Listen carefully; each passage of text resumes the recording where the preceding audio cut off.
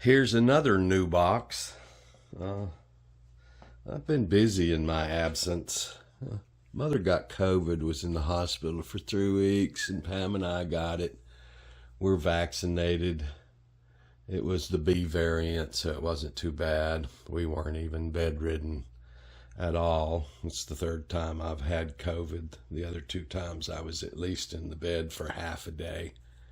This time, nah, had some symptoms, but we just continued on with our life. I'm feeling much better now. Still a little under the weather. Even when you're vaccinated, you're not completely free from it. Anyway, here's another big box. What's inside it? Good Lord. I doubt anybody can make out what that is from that view. And I'm not sure this view will make it any more recognizable. So let me get this out of the box real quick. Well, there it is out of the box, but not sure that helps everybody understand what it is yet. So let me do one more step and kind of put it together. There, does that give it away more fully? It's a catapult launch system for RC airplanes. It's not fully opened up. Let me open this part up real quick. There you go. That's it, opened up.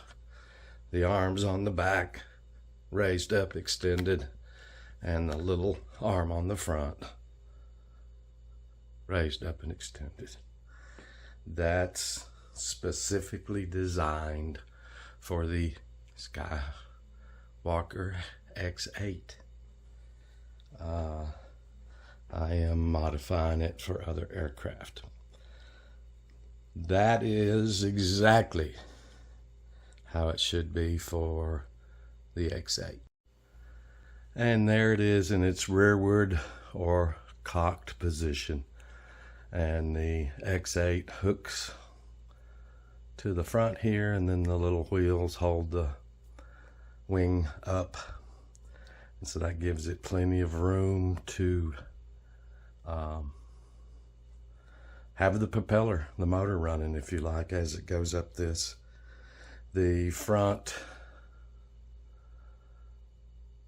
arm holder for the hook on the front is spring loaded such that when the sled hits the end of the run, the front arm folds down and locks.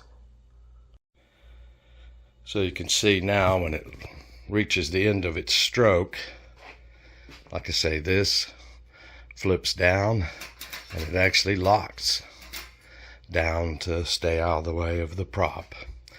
I don't plan on having the prop rotating at this point. Don't think it's needed. And then there's this little piece. It goes right here. Oops. That kind of guards the lock for the front. So there's that little plastic piece in there. And if you take it out, to unlock this mechanism, you have to pull back just a little bit on this catch, and now it will raise up. And then as the sled starts to go back, the right here is caught by this mechanism. Just a second. There we go.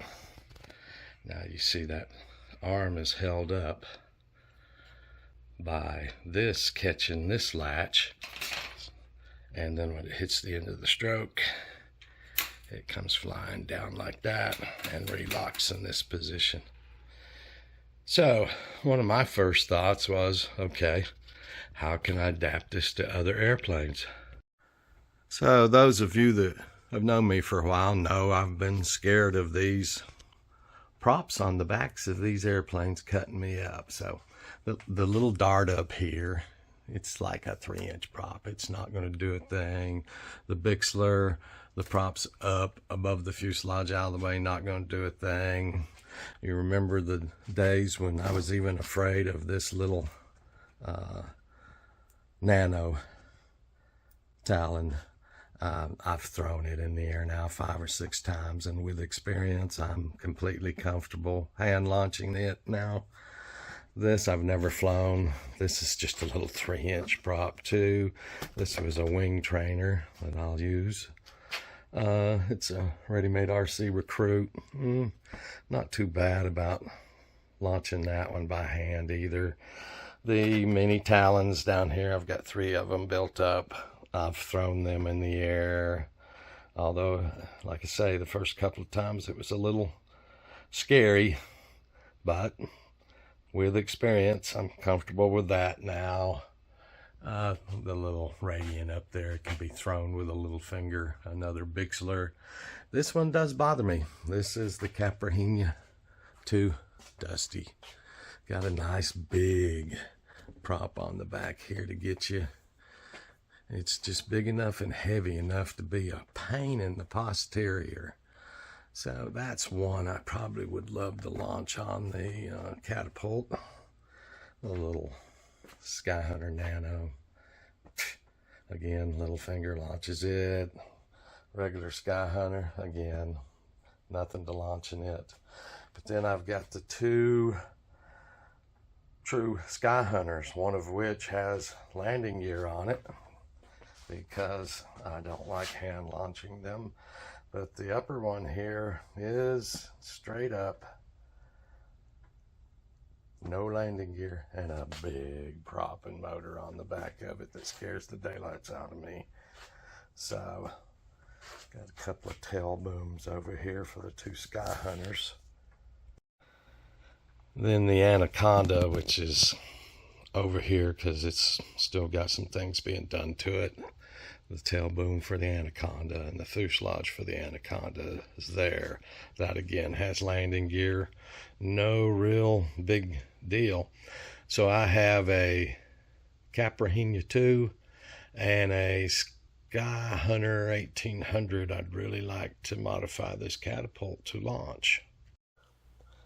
So the first thing I did towards modifying this for the other 2 airplanes, and perhaps others, is I took the rods that were sticking up in the air here with the wheels on it off, because the rest of this really doesn't come apart too well.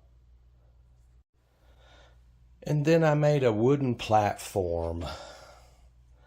It's held in the back on the aluminum bar that's part of the Catapult itself by 6 screws there, and then right here through the front I'm going to tie wrap around the rod for the Catapult hook.